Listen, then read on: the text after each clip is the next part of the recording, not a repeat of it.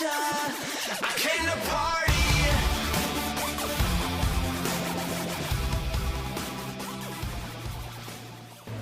Hey everybody, my name is Fletcher Stump, and welcome back to Radioactive Inc. Alright, I know it's a few days from where I said I was going to put up the episode, but after the Night Nation run, I took, a day to relax, and then I was hanging out with the friends, I was hanging out with the girlfriend, so, I didn't get around to filming until a few days after. Now, I gotta say, the Night Nation run was incredible. Look, if you're catching this and it happens to be coming near a city near you, or it's coming to your city, go. I recommend you completely go.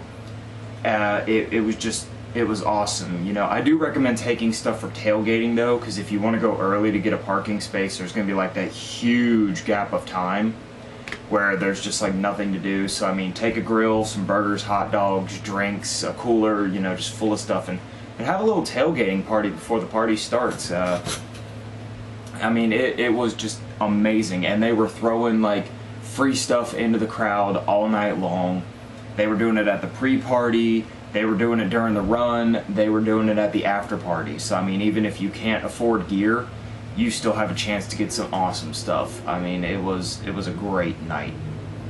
But anyway, I promised you guys a DC list after I had made my Marvel list, and after going over the characters that I wanted to do and the characters that I like the most, and this is through heroes and villains and anti-heroes and all that, I have come up with my top 10 favorite DC characters. This is all written down again, so if I am looking down, I'm actually looking at my notes. I'm also gonna try and throw up the episodes at a certain day of the week at a certain time, and I'm gonna try and get a lot of ideas together in advance. This way I might be able to throw like 2 episodes up in a week instead of just one every so often. But let's go ahead and jump right into this. At our number 10 spot for the DC list is Bat Cow. And yes, I said Bat Cow.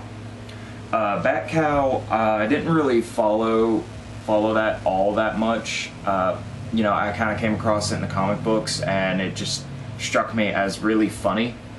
So, I mean, come on, it's Bat Cow. Can you imagine that? Just like seeing the dark, brooding cow with a deep moo. Doesn't that make you laugh? But I don't know if Bat Cow was actually like canon, or if it was just something that they threw in and it just kind of became iconic. Bat Cow was saved by Batman and Robin from a slaughterhouse, and I'm not entirely sure on all the details, but Bat Cow. Number 9, we have Solomon Grundy. Solomon Grundy. And he makes it onto the list because he's dead. He's undead. He's a zombie type dude. There's also, not much going on up here, brain-wise, but I mean, he is really strong. I mean, like, very, very strong. And it's a very nice mechanic because he's able to regenerate extremely fast, so he's able to live for a very, very long time. But I mean, without any kind of brain work going on, he's basically just all brawn and has to take orders to kind of figure out what he's doing. At number 8, we have Slade Wilson, also known as Deathstroke. Now, I love Slade. I can't speak. I don't English good. English is not, yeah. We have Slade Wilson, also known as Deathstroke. I love the Slade character. I mean, it's great. He's ex-military, well, he's ex-special forces. He's a brilliant tactician. He has great regenerative ability, and I mean, he's just an overall bad guy. I really can't speak today. I am sorry. he's an overall badass. I mean, he's trained in like a whole bunch of different combat styles. He can use pretty much almost any weapon, and I mean, he's an awesome character because he's pretty much a mercenary that just does what he wants, and that's what makes it such a nice character. At number 7, we have Nightwing. Now, I like Nightwing a lot better than I liked Robin, mostly because, you know, with Robin he was just kind of standing in Batman's shadow, but as Nightwing he kind of came into his own. He moved to Bloodhaven and started doing everything out there. He really kind of turned into his own character, which was really nice to see. He still, you know, he didn't really change his combat style or anything. He kept all to the same combat style that he learned. But he really came into his own character, which is something that I really like. Some vaping. At number 6, we have Green Arrow. And I like the Green Arrow because he's basically, you know, kind of the Robin Hood of the modern day.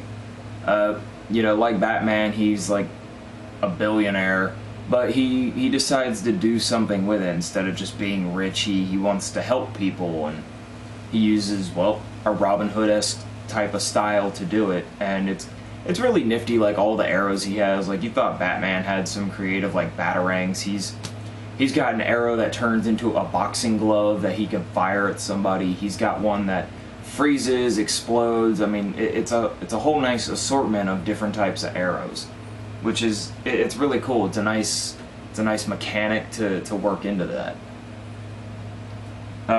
At number 5, we have Static Shock. Now, if you were a kid growing up and Saturday morning cartoons were your thing, then like me, you were sitting right there in front of the TV watching Static Shock on Saturday morning.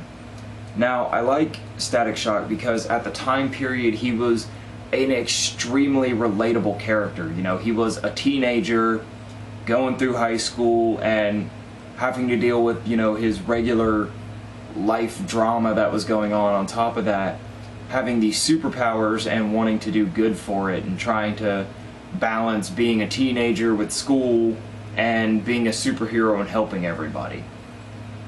And I mean, it makes him such a relatable character. I mean, it's somebody that you can really step into the shoes of. Plus, he's also an iconic character, being the first African-American teenage superhero.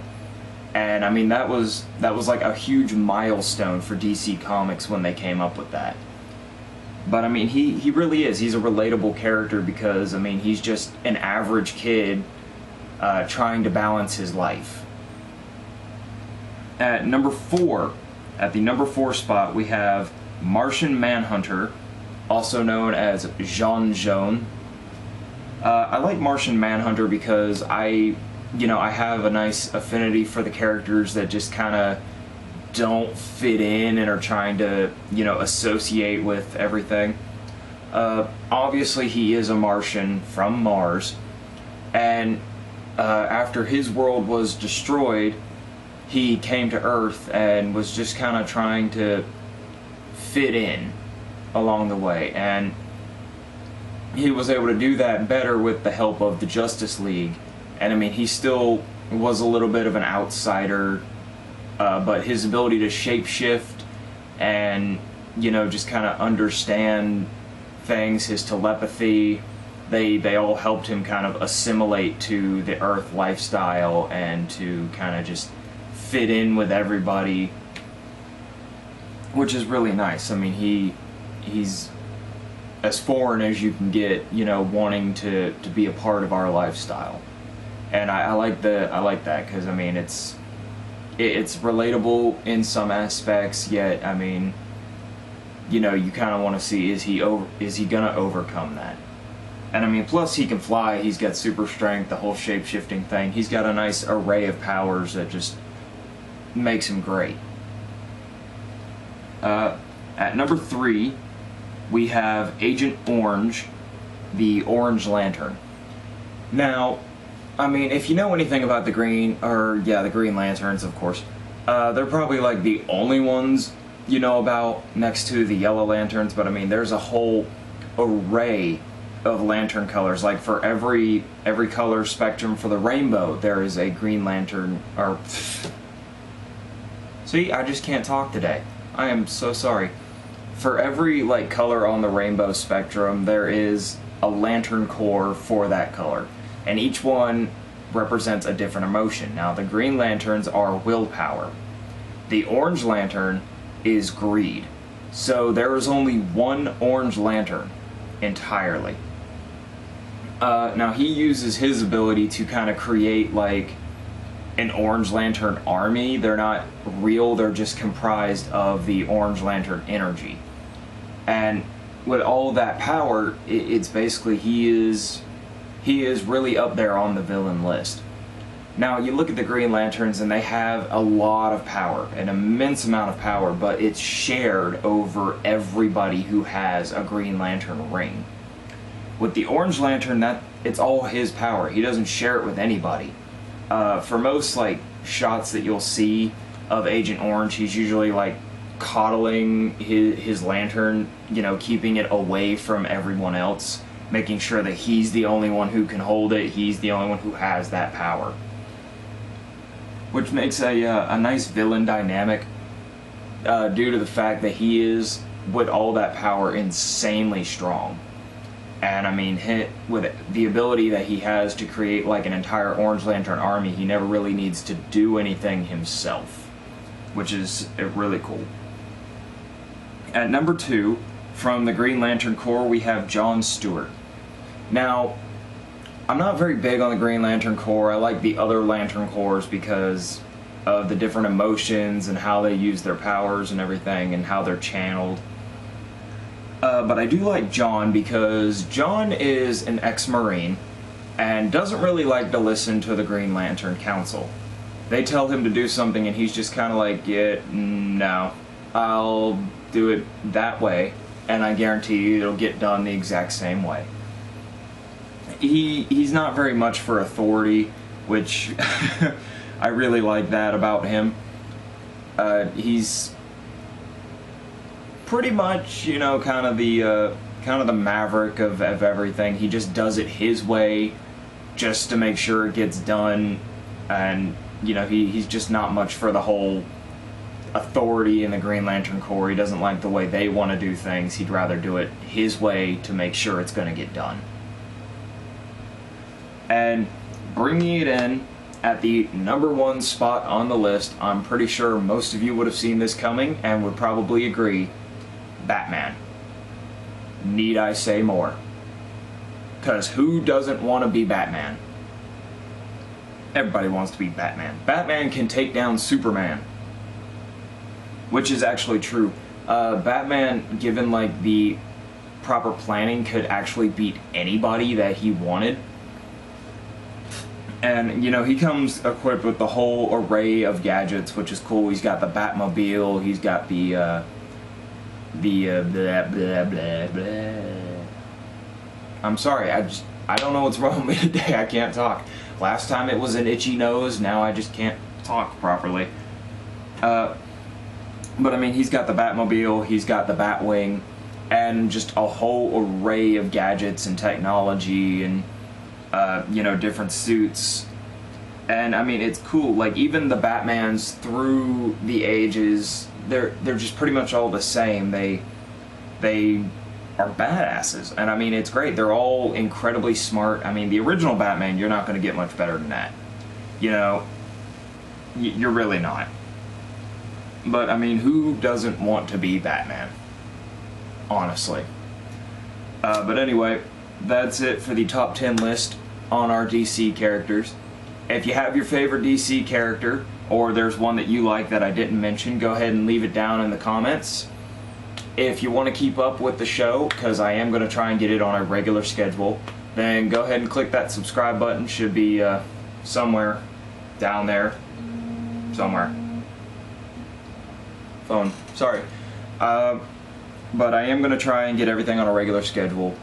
You know, feel free to like, comment, subscribe, share with your friends, And keep on the lookout for some more episodes because I'm going to get a lot of ideas together so I can try and put it out on a regular schedule. But until then, this is Fletcher Stump with Radioactive Inc. signing out.